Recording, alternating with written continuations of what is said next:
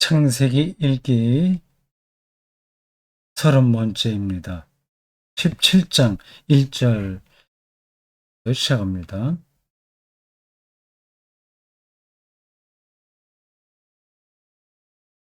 창세기 16장에는 하갈과 이스마엘 이야기였어요. 하갈이 이스마엘을 낳는데 얽힌 에피소드들이 몇 가지 얽혀서 나왔습니다.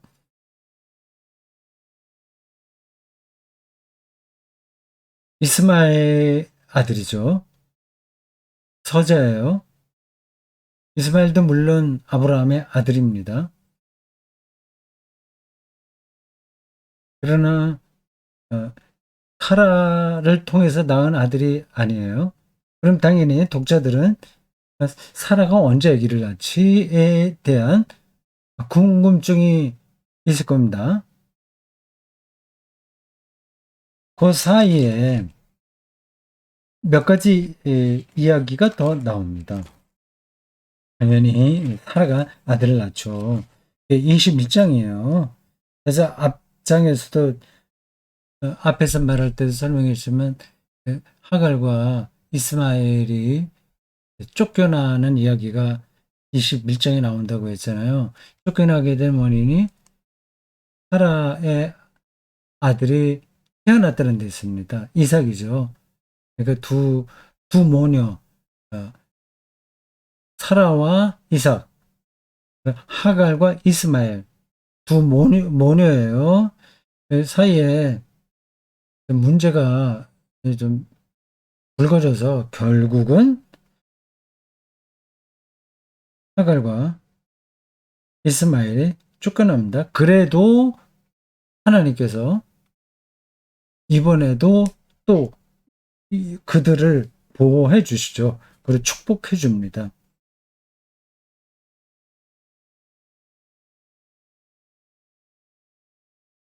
그 사이에 몇 가지 에피소드가 나옵니다. 이제 17장에는 할례에 대한 이야기가 나와요. 18장에는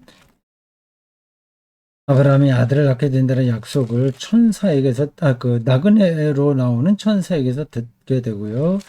19장에서 소돔과 고모라 성의 그 멸망 이야기가 잠시 나왔다가, 그것도, 그게 이제 나오게 되는 것도 다 이유가 있죠. 네. 17장입니다. 언약의 표징이라는 제목이 붙었습니다. 그 할례가 언약의 표징이라는 겁니다. 좀 이상하죠. 지금의 관점으로 보면 저런 게 언약의 표징이 될 수 있을까? 라는 의구심이 듭니다. 근데 그 당시에는 그랬던 것 같아요. 그렇게 생각할 수밖에 없었던 속사정이 있었던가 봐요. 이 창세기도 바벨론 유수를 배경으로 한 문헌이라고 말씀드렸죠. 유대인들이 점점 그 주변 민족들과 사이에서 그 갈등들이 많이 불거진 겁니다. 제가 지금 그 문제를 또다시 설명할 수 하지 않은 게 낫겠습니다. 또 말이 옆으로 많이 번져가니까. 근데 핵심적으로는 이걸 말씀드리는 거예요.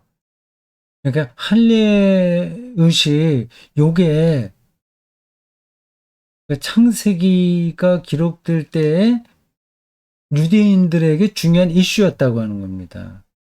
그러니까 유대인들이 혈통적으로 다른 종족과 구분될 수 있는 하나의 흔적을 할례에서 찾은 거죠. 물론 할례는 유대인만 받은 게 아닙니다.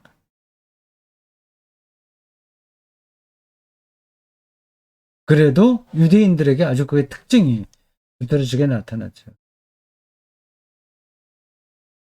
근데 그러한 관점에서 이 할례가 언약의 표징이라고 지금 이 아브라함 전승에서 말하는 거지. 그런 삶의 자리를 빼놓고 말하면 그건 말이 안 되는 겁니다. 어떻게 할례가 언약의 표징이 되겠어요?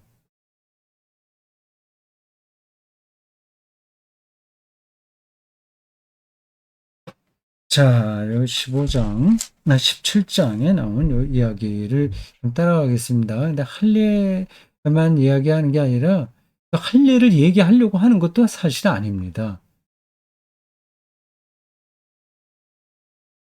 하나님과의 언약이 얼마나 소중하냐 하는 것을 말하는 과정에서 이 할례가 하나의 상징으로 아니면 하나의 표지로 들어오게 된 거죠. 근데 이 문제는 신학까지 이어집니다. 육체의 할례가 중요한 게 아니라 마음의 할례가 중요한 거다. 이렇게 바울이 이야기하지 않습니까? 할례 파가 또 따로 있었어요. 아주 극단적으로 그걸 강조하는 파였습니다. 제가 여기 17장에는 할례 문제가 중심됩니다. 아브라함이 99세 때에 세월이 많이 흘렀죠. 이스마엘을 낳았을 때는 86세니까 벌써 13년, 14년 흘렀습니다. 그러면 이스마엘이 이제 어른은 아니라도 청소년이 되는 거죠. 14살 정도 됐으니까. 99세 때에 여호와께서 아브라함에게 나타나서 그에게 이르되 세월이 한참 흘렀습니다.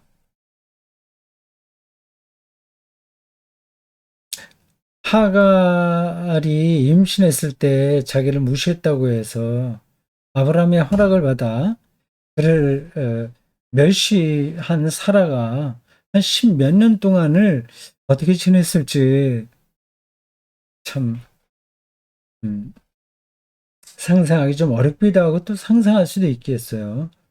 속상했겠죠. 자기는 그 뒤로도 전혀 아기가 없었고 하갈은 자기 멸시했던 하갈은 아들을 건강하게 잘 키우고 있으니까 말이죠. 그런 세월에 대해서는 다 본문이 생략합니다. 그게 중요하지 않기 때문에 그렇습니다. 그러니까 하나님이 그들에게 어떻게 자기의 뜻을 나타내냐, 그리고 아브라함을 조상으로 한 고대 이스라엘은 그 하나님의 뜻을 어떻게 받아들이느냐 하는 그 관계를 중요하게 생각한 거예요. 그 관계를 설명하려고 이런저런 에피소드들이 이 서사에 개입되는 겁니다. 그러니까 그 이야기를 읽으면서 정말 중요한 게 뭔지를 알아야죠. 중요하지 않은 것을 붙들고 있으면 성경 읽기에서 문제가 생깁니다. 그에게 이르되 나는 전능한 하나님이라 너는 내 앞에서 행하여 완전하라. 전능한 하나님 엘샤다이라는 명칭입니다. 엘 이거는 신이라는 뜻이거든요. 하나님이죠. 신. 엘로힘 할 때의 그 엘입니다. 엘리사벳 할 때도 그 엘이고요. 그 엘은 히브리어만이 아니라 고대 근동의 대부분 언어에 들어있는 단어입니다. 엘샤다이,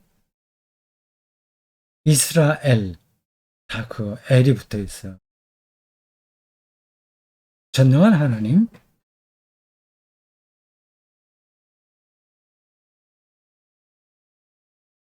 내가 내 언약을 나와 너 사이에 두어 너를 크게 번성하게 하리라 하시니 언약을 맺을 때는 양쪽이 동의를 해야 되잖아요. 서로 조건을 내세워야 되죠. 근데 하나님과 그 아브라함, 하나님과 모세, 혹은 모세로 대변되는 고대 이스라엘 사이의 언약은 그런 그 서로의 조건을 내세우는 방식이 아닙니다. 하나님께서 일방적으로 내리는 거예요.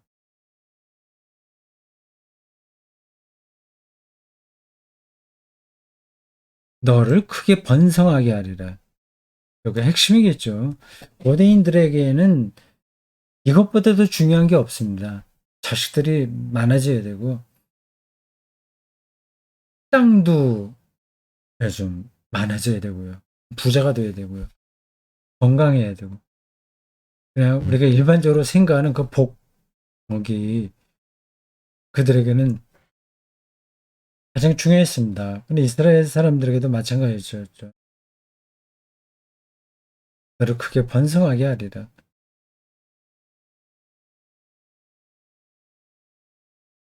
신약으로 넘어오면서는 저런 문장들의 의미를 잃게 됩니다. 완전히 잃게 되는 건 아니라도 새로워져요.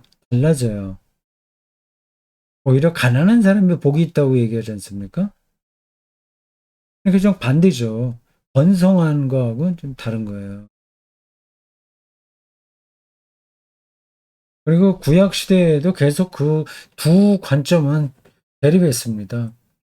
하나님의 사람은 다 잘 된다는 주장이 있었고요.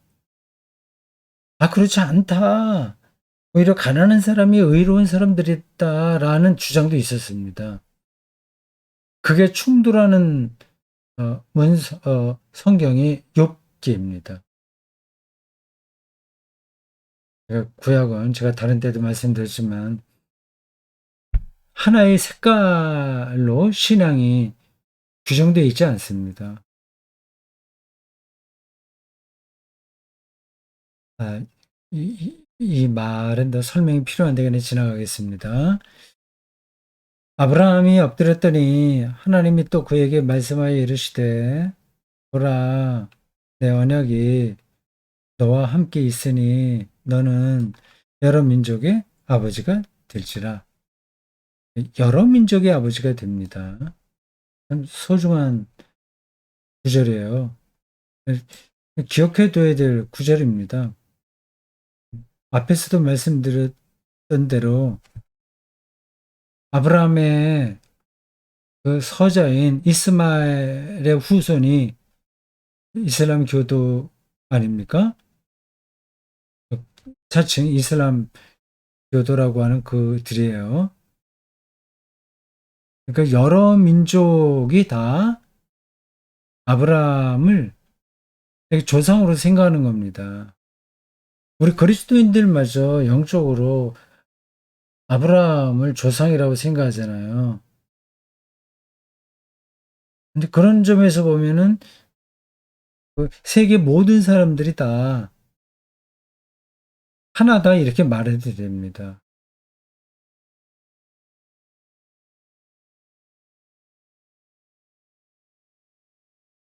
이런 관점들은 꼭 그 성경에 나와서만이 아니라 그 우리 세계 모든 사람들이 어떻게 평화를 이룰 수 있는지라는 관점에서 보더라도 꼭 필요한 문장이에요. 여러 민족의 아버지. 한 아버지를 둔다면 뭐 서로 뜻이 맞지 않는다고 하더라도 전쟁까지 일으키지 않는 거죠. 근데 그 세계 모든 사람들의 형제의 회복이 급선무이긴 합니다. 그게 지금 말이 이렇지 그게 뭐 가능하겠어요? 그거보다는 오히려 카인이 동생 아벨을 들여서 때려 죽였듯이 형제 살해가 더 현실적인 것 같습니다. 평화를 이루고 서로 양보할 수 있는 형제애보다는 시기심으로 동생이나 형까지 살해할 수 있는 존재가 바로 인간이라고 하는 거죠. 참 이런 점에서 평화 문제는 이상적으로만은 해결이 안 돼요. 유엔에 있어도 그게 해결이 안 되잖아요. 근데 또 이상을 포기하면 또 안 되죠. 모든 세계 사람들은 다 한 아버지를 둔 형제다. 이런 이상은 있어야 되잖아요. 근데 그걸로 인간이 참된 평화를 위해서 크게 노력하지 않습니다.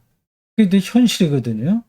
어떻게 이 궁극적으로 이 평화를 이 땅에 실현하냐 하는 건 숙제입니다.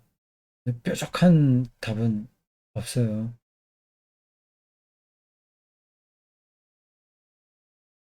5절. 이제 프로는 네 이름을 아브라함이라 하지 않고 아브라함이라 하리라. 하리니 이는 내가 너를 여러 민족의 아버지가 되게 함이라. 드디어 요 단락에 와서 아브라함의 이름이 자리를 잡습니다. 많은 무리의 아버지예요. 아브라함은.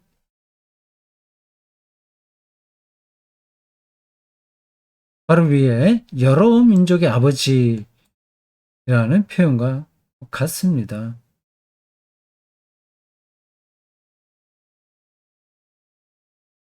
이러한 구약 성경의 전통을 이어오고 있는 유대인들이 먼저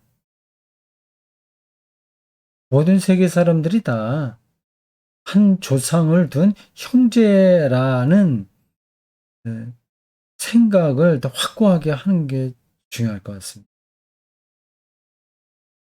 지금 팔레스타인에서 계속 자기들이 거기 살고 있던 원주민들을 쫓아내고 나라를 세웠잖아요. 그건 너무 복잡한 문제라서 제가 다시 또 언급할 수가 없습니다. 이렇게 저렇게 정치, 경제, 사회 뭐 등등 외교 등등으로 얽히고 설킨 문제예요. 하루 이틀 된 문제가 아닙니다. 2000년도 더 된 문제이고 2차 세계대전이 끝난 다음에도 이게 그 다른 영향을 받아서 그런 일들이 벌어졌습니다. 그래도 성경의 전통을 이어온 유대인들이 먼저 나서서 팔레스타인 사람들하고 평화롭게 살 길을 아주 실질적으로 찾아야 되지 않을까요? 아주 요원합니다. 6절 내가 너로 심히 번성하게 하리니 여기도 다시 또 번성한다는 얘기가 나와요. 이런 말들을 그리스도인들도 좋아하죠. 여기도 크게 번성하게 한다고 그랬습니다. 저런 말들을 완전히 구호처럼 입에 달고 다니는 사람들도 많아요. 하나님께서 아브라함과 약속을 했듯이 우리에게도 똑같은 약속을 해주신다고 말이죠. 크게 번성한다는 말.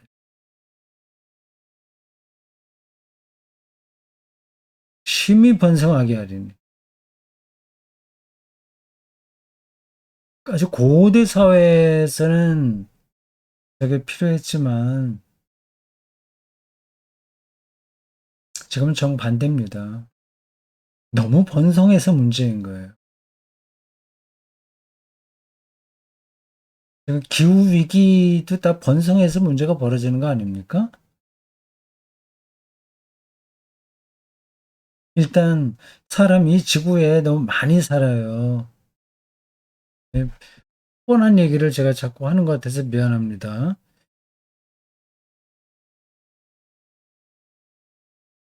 일단 너무 많이 사니까 많이 먹어야 되잖아요.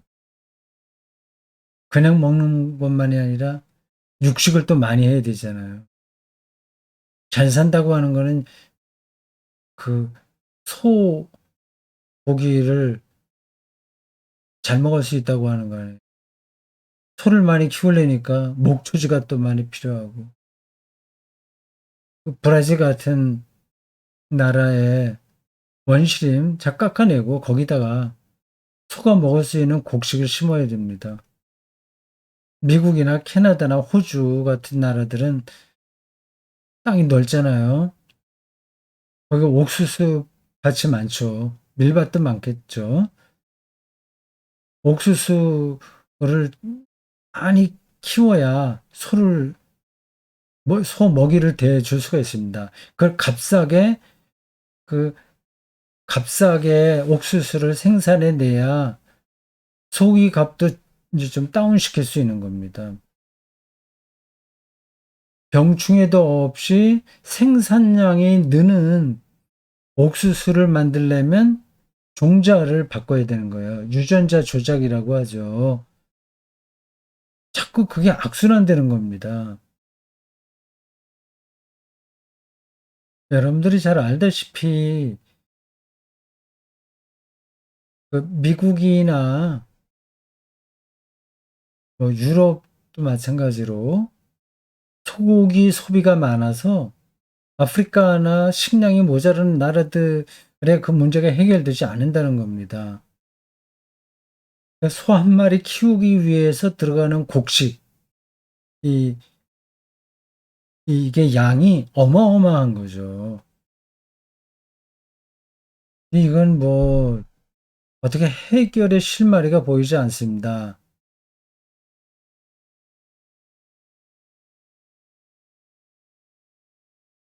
좀 옆으로 나가는 얘기인데, 번성한다는 말이 나와서 생각나는 겁니다. 우리나라 그 인구가 언제부터 이제 줄어든다고 얘기를 하죠. 그, 그, 임계점이 지났나요? 아직 안 지났나요? 아직은 지나지 않았을 겁니다. 6.25 끝나고 50년대 후반서부터 기하급수적으로 아이들이 늘어났거든요. 1년에 거의 90만, 100만 명까지 됐습니다. 제가 태어날 때 제가 53년 1월이니까 그때도 많이 태어났죠.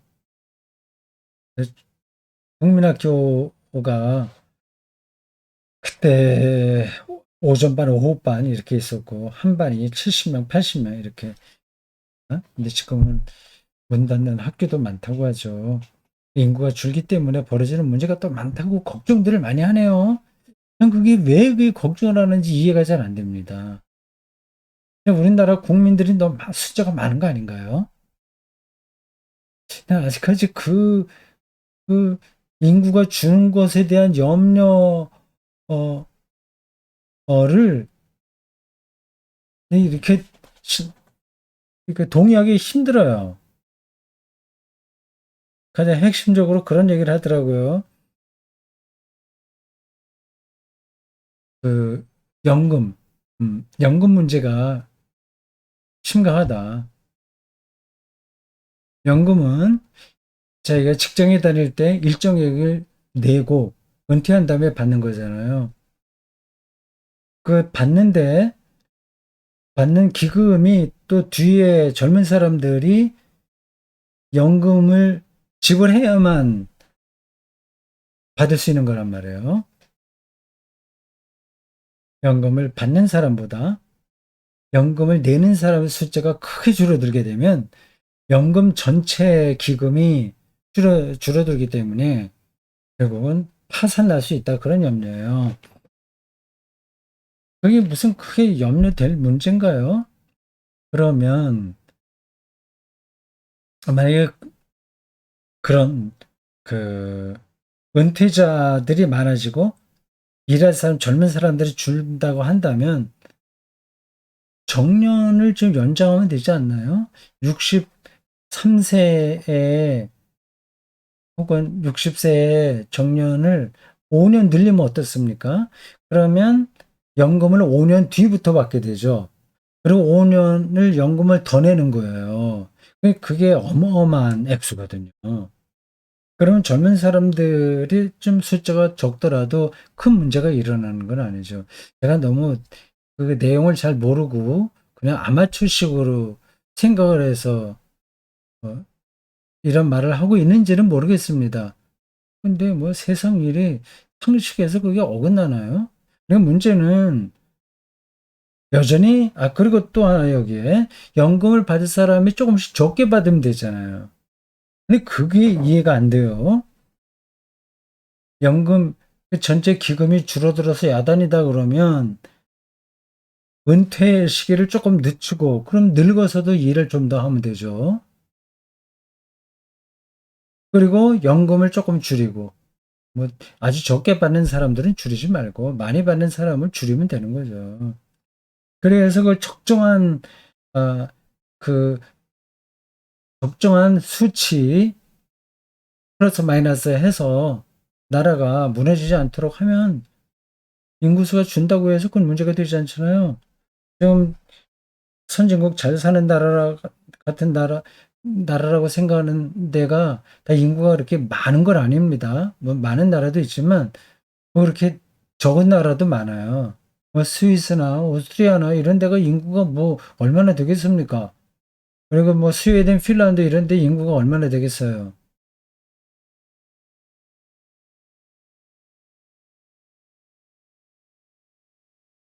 심히 번성하게 하리니 옛날에는 맞는 이야기나 지금은 반대다. 줄여야 됩니다. 번성하는 게 아니라 줄여야 돼요.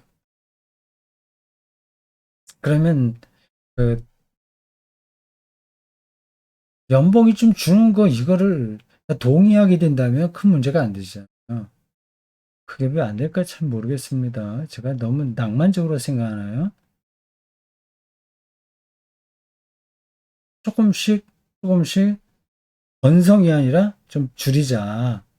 그래, 그 안에서도 행복하게 얼마든지 살 수 있는데 최소한도 일용할 양식만 해결되면 되지 않을까요? 내가 내게서 민족들이 나게 하며 왕들이 내게로부터 나오리라. 이 아브라함이 모든 종족의 아버지로 지금 약속받는 겁니다. 7절. 내가 내 언약을 나와 너 위에 네 디디 후손 사이에 세워서 영원한 언약을 삼고 너와 네 후손의 하나님이 되리라.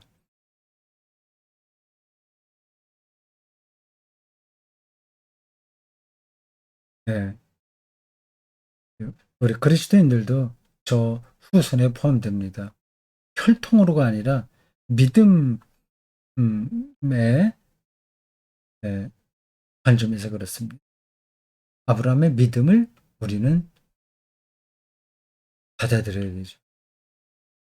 8절. 내가 너와 내 후손에게 네가 거류하는 이 땅과 가나안 온 땅을 주어 영원한 기업이 되게 하고 나는 그들의 하나님이 되리라. 예.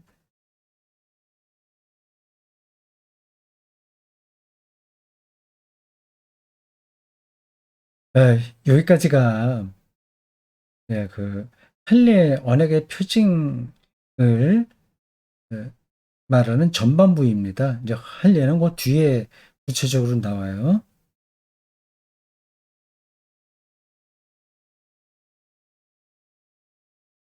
자, 오늘 여기까지 하겠습니다. 30강 마칩니다.